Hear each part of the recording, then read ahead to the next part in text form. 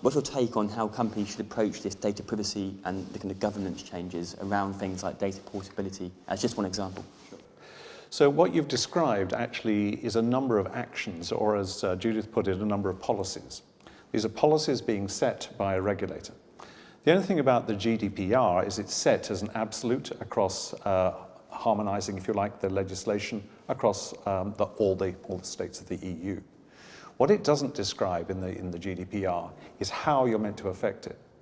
So if I give you an example, talking to a large British insurance company, when the CIO was asked, you need to find David's information from the data lake and actually to move it or handle it or redact it within 4 weeks.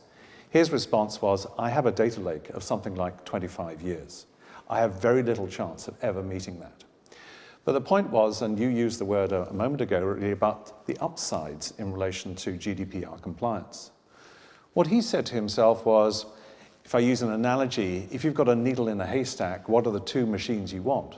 What you really need is basically a blow dryer to reduce the size of the haystack, and you need a magnet to find the needle.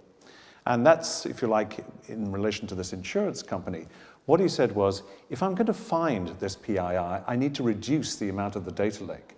Because what it's telling me is what I've believed for many years, which is that I have so much dark data that I really don't understand. Redundant, obsolete, trivial. This is what, if I get rid of this, I've got a better chance of finding the PII. I've worked in CIO roles in the past, and in one particular organization I needed to upgrade the storage of my infrastructure, which was going to be many millions of dollars.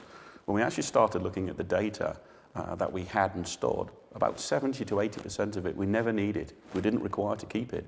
So actually, rather than investing in new storage and continuing to do that as the data exploded and we were facing the tsunami of data, what we actually did is went back and said, now let's start to understand the data we have better. I want to quickly come to the tsunami of data, as just described there by Tim. John, how are you approaching that at Burberry? So, as a retailer, we're between a rock and a hard place. We've seen the whole luxury retail industry move more and more towards, if you like, curating the relationship with the customer, using the customer's data that we've already acquired in order to try and sell better to them. So there's this whole pressure to keep more data so you can pump it into your analytics engine and get more sales opportunities out of it. But equally, like most large businesses, we have this data lake. We have a certain amount of data in there which we probably don't need to use anymore.